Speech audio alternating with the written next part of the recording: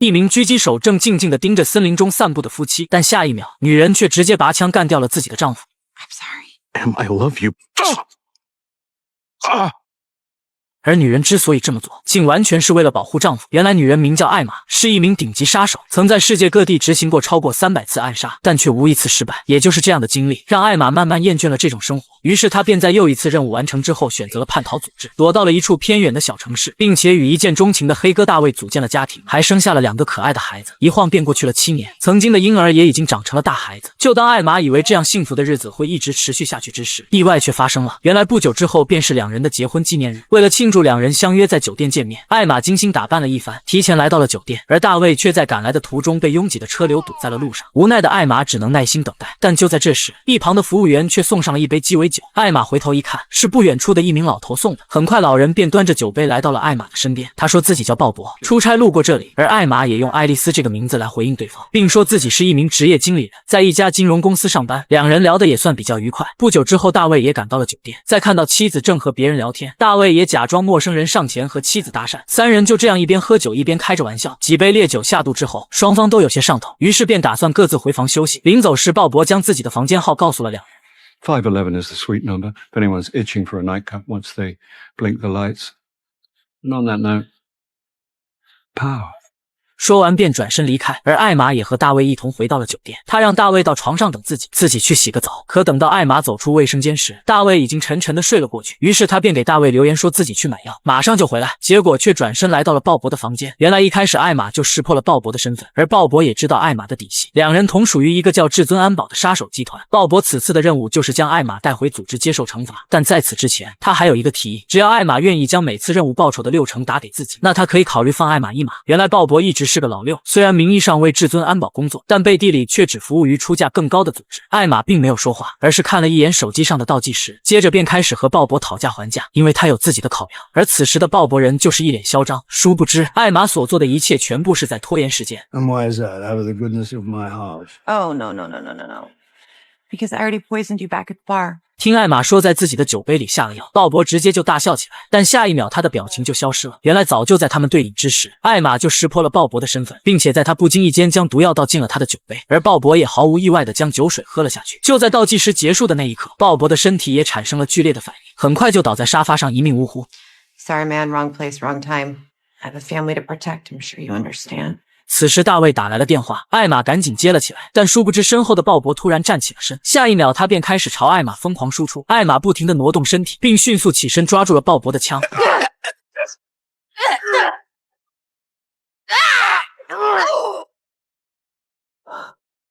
干掉鲍勃之后，艾玛回到了自己的房间，并且和丈夫度过了一个愉快的夜晚。第二天一早，艾玛就收到了上线打来的电话，由于昨晚的事导致她暴露了身份，所以上线要求艾玛来和自己碰面，商量一下对策。于是艾玛便告诉丈夫公司临时安排需要出差，随后便提着行李辞别了丈夫。但就在艾玛离开的第二天，2名警察就拦住了准备下班回家的大卫，并将他带到了警局。一番简单的询问之后，女警从夹册中拿出了一份资料，递到了大卫面前。 Is this woman your wife, Mr. Brackett?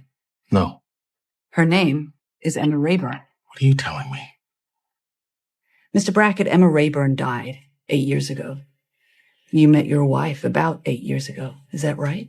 也就是说，如今的艾玛是借用了死去艾玛的身份。随后，另一名女警也拿出资料，她告诉大卫，警方上周3在阿根廷的布宜诺斯艾利斯机场发现了他妻子的身影，并且在他妻子离开4小时后，一名当地工会的主席被发现遭人暗杀。见大卫还不相信，女人又拿出了一张照片，是他妻子真正的资料。原来他的妻子名叫安娜佩勒，在世界多地因杀人而被通缉。这下大卫终于不淡定了，回到家中的他开始四处翻找妻子的东西，希望能找到一些妻子作为杀手的证据。在经过一番不懈的努力之后，大卫在地下室的储物格中找到了一个巨大的木箱，用撬棍打开一看，里面是各式各样的药品及注射器。第2层则放着各个国家的现金和代表不同国家身份的护照，而第3层更是炸眼，放着一把高精度狙击步枪。这下大卫终于慌了，他不敢相信和自己生活多年的妻子竟然是一名杀手。而此时的艾玛已经和上线碰了头，但由于艾玛这次惹的祸太大，上线表示自己很有可能也没法保艾玛周全，而艾玛也早就想好了退路。在此之前，他就让上线帮一家人准备了护照，打算彻底离开美国，开始新的生活。同时回头的艾艾玛也注意到了身后跟踪的车辆是2辆黑色的奔驰，显然是至尊安保派来的人。于是艾玛让上线在路边停车，身后的奔驰上也迅速走下2个人。艾玛加快速度走进了一间酒吧，身后的追兵也很快就跟了进来。等到对方离开之后，艾玛从一个男人的身后钻出，冲上前去对着追兵就发动了攻击。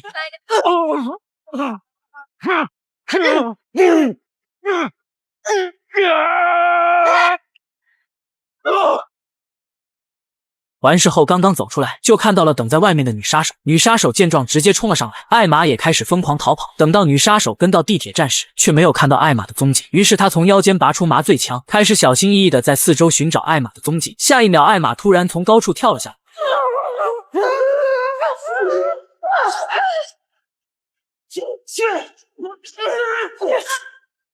Sleep tight.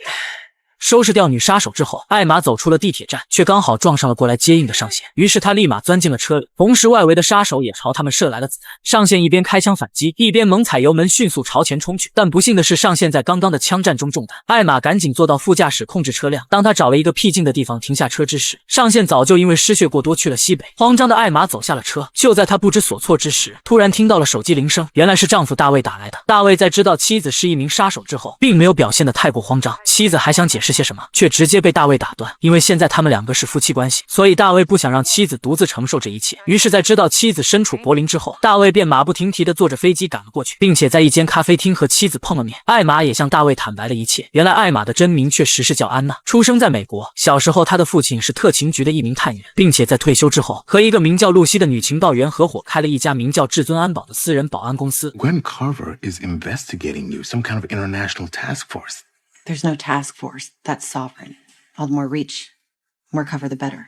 但不久之后，父亲就因意外去世。当时他只有4岁，所以露西就成了他的监护人。露西给了艾玛新的生活，并且训练了艾玛，让她成了一名杀人不眨眼的刽子手。小时候的艾玛没有反抗的能力，但现在她长大了，只想过自己希望的生活，所以就和大卫组建了家庭。大卫听后很是难过，他心疼妻子曾经的遭遇，而妻子也发誓自己以后会将一切心思放在他和孩子们身上，然后去名气多的58同城找份工作，简简单单的过完后半生。然而就在2人互诉衷肠之时，门外却走进来了几名至尊安保的成员。2人刚刚发起反抗，就被旁边的人用麻醉枪击中，瞬间就被对方制服。等到艾玛再次醒来之时，已经出现在了一个陌生的环境之中。他顺着过道走了出去，却看到露西正在和自己的2个孩子玩耍，于是他便直接走了上去。2个孩子见到他，立马扑了上来。You guys okay? How did you? They've had a long trip.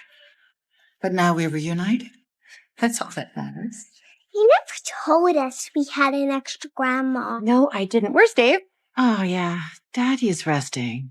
He's not feeling his best.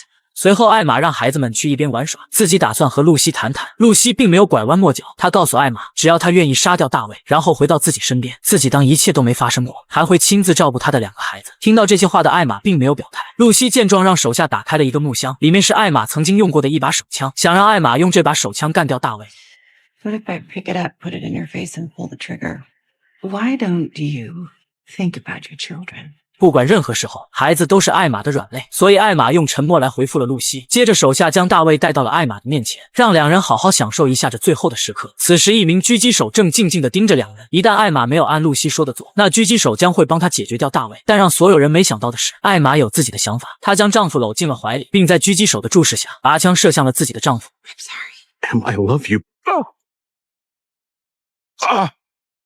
很快，不远处的小路上驶来了一辆车，是露西派来给大卫收尸的手下。此时的狙击手还在监视着一切，而艾玛则不动声色地来到了狙击手的视野盲区，迅速拔枪，并将女杀手按在了地上，接着直接一枪将她送去了西北，随后起身离开了现场。而艾玛刚刚离开，大卫就醒了过来。原来艾玛很了解人体的构造，她那一枪精准地避开了大卫所有的要害，虽然看似射杀了大卫，但其实对大卫丝毫没有影响。就在大卫一脸懵逼之时，再次传来了一声枪响，原来刚刚监视他们的狙击手已经被艾玛干掉。随后艾玛回到了大卫身边，将他从地上扶了起来，并告诉大卫自己必须得解决掉所有麻烦，要不然今后他们将麻烦不断。大卫同意之后，艾玛便开始行动。此时的露西还在和手下聊天，突然一颗子弹穿过玻璃射中了手下，露西立马俯身躲了起来，而那颗子弹也并没有伤到手下，因为他穿了防弹衣。接着手下起身开始寻找艾玛的踪迹，下一秒艾玛直接打破天花板跳了下来，2人很快就扭打在一起。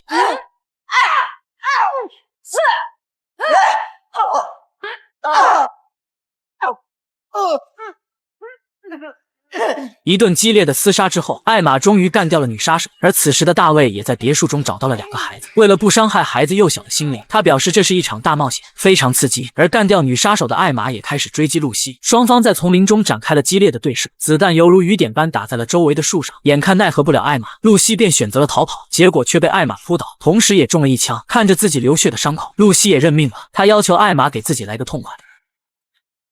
I would love to sit here and watch you die. But Mr. Fluff and the Monkey Princess are feuding, and my family's waiting for me. 随后毫不犹豫地转身离开，但可以看出艾玛的内心还是有不小的波澜。故事的最后，艾玛开车带着一家人离开了这里，对他们来说，接下来的生活将会更加安稳幸福，而艾玛也不会再任人摆布，从此有了属于自己的新生活。此剧结。